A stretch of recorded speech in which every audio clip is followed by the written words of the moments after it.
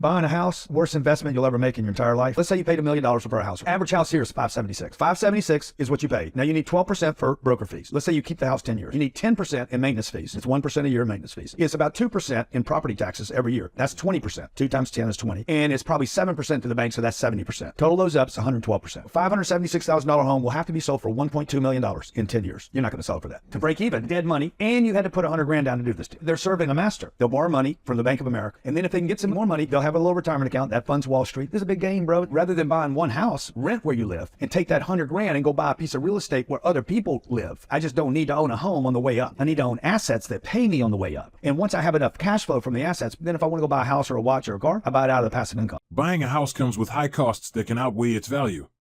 Instead, rent and invest in income-generating assets.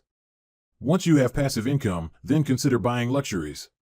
Prioritize assets that pay you back.